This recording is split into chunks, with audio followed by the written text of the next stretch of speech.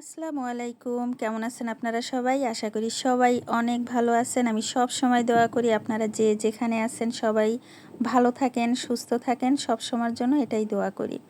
তো আলহামদুলিল্লাহ আমিও আপনাদের দোয়ায় ভালো আছি, আল্লাহর রহমতে ভালো আছি। আর আজকে আমার মনটা অনেক বেশি ভালো। আসলে ভালো থাকা, খারাপ থাকা সবই আল্লাহর হুকুম। আলহামদুলিল্লাহ আজকে আল্লাহ তাআলা আমাকে অনেক বেশি খুশি করে দিয়েছে। আলহামদুলিল্লাহ আমি সবসময়ের জন্য শুকরিয়া আদায় করি।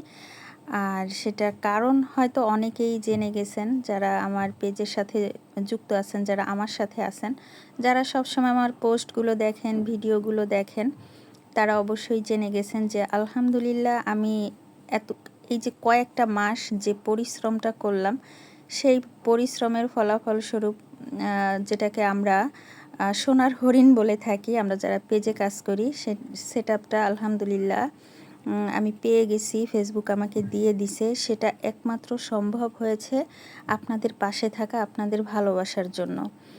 আর হচ্ছে আমি ফেসবুকের নিয়ম মেনে পরিশ্রম করে গেছি, কাজ করে গেছি।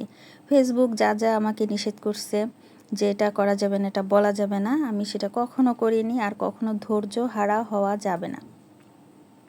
অনেক আপুরা ভাইয়ারা আছে যে দেখা যায় 2-3 মাস কাজ করার পরে অনেক বেশি ধৈর্যহারা হয়ে যায়, তখন চিন্তা করে যে আর একটা পেজ খুলি।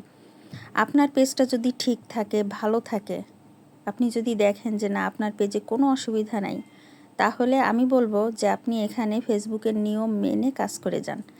ধৈর্য রাখুন নিজের মধ্যে, সেই ধৈর্য নিয়েই আপনি কাজ করে যান সঠিক নিয়মে। তাহলে এই যে আমার মতো পেয়ে যাবেন মনিটাইজেশন, কন্টেন্ট মনিটাইজেশন সেটআপটা ইনশাআল্লাহ পেয়ে যাবেন।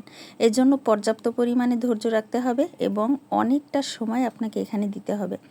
হ্যাঁ, আমার মতো অনেক আপুদের সংসার আছে, ছেলে মেয়ে আছে, তাদের পড়াশোনা আছে, সব কিছু মেনটেন করে আমরা কিন্তু পেজে যথেষ্ট পরিমাণে সময় দিই। আর সেই পরিশ্রমের ফলাফলস্বরূপ যদি এটা আমাদেরকে ফেসবুক দেয়, তাহলে আসলে অনেক বেশি আনন্দ, অনেক বেশি খুশি।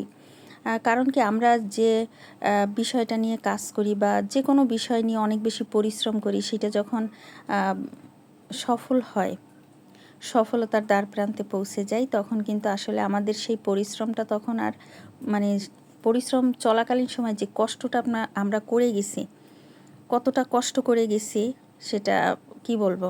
যারা আপনারা পেজে কাজ করেন তারা অবশ্যই জানেন বা বুঝেন আসলে পেজে কতটা সময় দিতে হয়।